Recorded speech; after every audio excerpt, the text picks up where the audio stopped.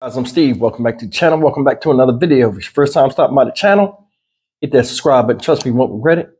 You're a returning subscriber as always, guys. Welcome back, and I do appreciate the support. Guys, I seen this news article, and I thought it was very interesting to share with you guys. And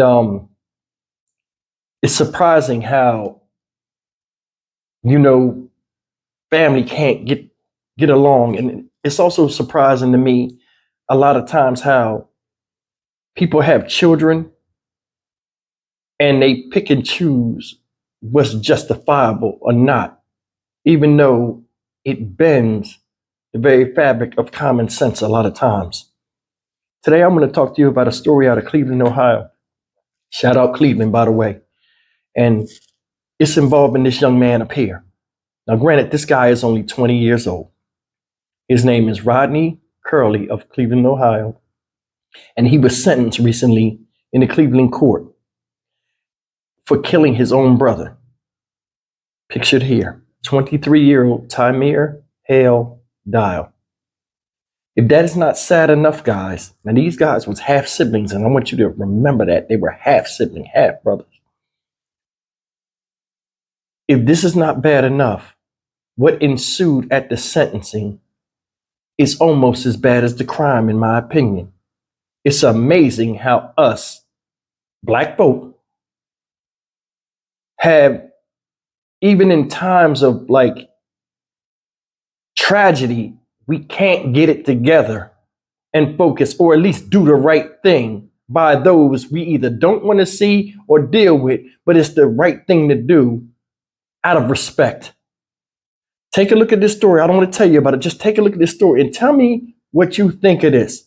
Now, this killing happened October 23rd, 2023. So they pushed this trial quick. But just tell me if you caught what I think is really going on here. Take a look, guys. Pain and a family torn apart as a man learns his punishment for killing his own brother, shooting him 16 times. Emotion spilling outside of the courtroom. Exactly right. The families for each of the brothers fighting in the hallway seconds later. New at 6, Brittany Weir with what sparked screaming, yelling, and that near fight in the courthouse. A fight broke out right after the sentencing for Rodney Curley. He is charged with killing his own brother. Both families screaming at each other in the hallway right outside the courtroom. The father of the victim upset because he wasn't present when the sentence was handed down. You got my son killed! They killed my son! tymeirhale-dial's family is furious. They wanted justice for their loved one, but they never got the chance to tell a judge how Tamir's death will forever affect them. My son had a father, and I'm here, and I was present. He's dead. He's not here. 20-year-old Rodney Curley convicted of murdering Tamir. The two men were half-brothers. Tamir's family tells me there was some sort of mix-up over the time of today's sentencing.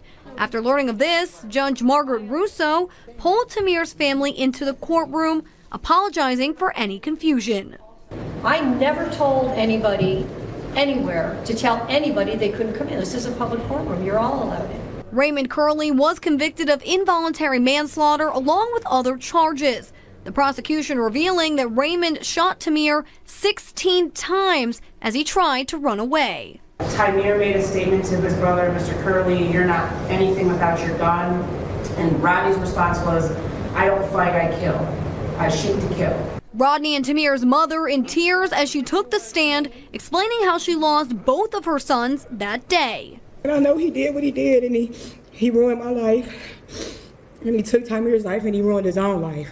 Rodney was sentenced to 23 years in prison. As part of a plea deal, the mother of both boys signed off on a lesser sentence.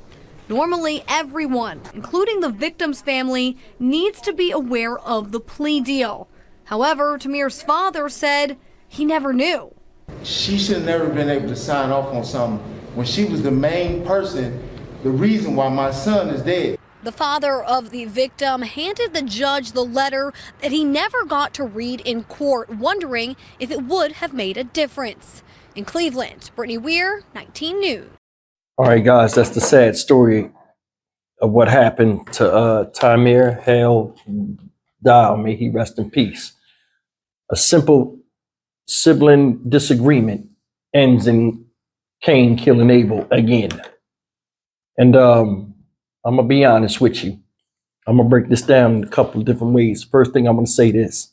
So they got into an argument. The older brother is 23. Tamir is dead. Looked like he had a child. That didn't count for nothing before you took his life in a fit of rage and anger over a disagreement. See, I give stuff like this no sympathy or leniency, because as men, we're taught, supposedly taught, to control our anger and to use some type of reserve. But the culture that we deal with, Black culture, is killing us. And this is one of the things. Nowadays, a lot of people are raised by rap music. And they're also raised by outside influences, you know, that are beyond the control of parents sometimes, that they gravitate to. Stuff now is, hey, don't use resolve conflict. Jump into the conflict and resolve it by any means necessary.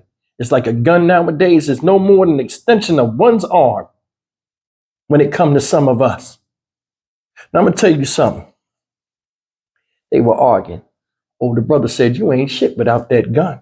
What'd he say? I don't fight. I shoot. And I believe that, because if you look at nowadays, a lot of young people, they can't throw a punch to save their life. I seen the guy go to throw a punch and knock his own self out in the video. Or they swing wild and do all kind of crazy stuff. It always got to come to this force before it comes to anything else. See, that's the thing. Violence is a language, and it's also a tool. And it's a language that only some people understand. You chased your older brother down and shot him 16 times as he fled from you. Him running, you know, conceded defeat. You didn't have to shoot him. That's the thing. How does something go so bad to where we feel as though now our own blood relatives are on the menu when blood is in order? I want you to think about that. Words don't exist for what? This is some treacherous stuff, and it shouldn't have been supported. Now, granted, I'm going to say this too, and a lot of people are going to get mad. A lot of times when you have children by different men, they grow up different ways, even though they're in the same household, with the way they think. You know what I'm saying? Sometimes you might have siblings where the father's more involved than the other ones. It might bring up jealousy or animosity. I'm not saying that has something to do with this, but you heard the father at the end of the thing. He had a father. Like, I guess saying like I was in his life. But I'm going to tell you something. I think this right here got some flim-flammery in it. Because if you listen to the story, besides the actual crime, which is in itself, guys, is heinous, the times was messed up on who was supposed to be where when certain things was done. And then you see the mom, all of a sudden, she signed off on all of this stuff to protect her son. It seemed like, in my opinion, see, she signed off to give him a lesser sentence. After saying, he ruined his life, he ruined my life, and he took the life of my other son. There's always somebody to come coddle the criminal. And I mean, she's just working with her feminine nature. You know, it wasn't always bad. And she feels as though she has some type of responsibility or guilt for grown men doing what grown men do. And that's a problem we got to stop. And here comes this father. His family didn't know the time of when it's lined up. So somebody gave them false information. So both of them wasn't in the courtroom at the same time, and they couldn't read their witness statements, which prompted the fight. There's no respect there. These people have a right to mourn and say that same piece as you, the mother, who tried to steal the spotlight by saving your other son, who killed your other child.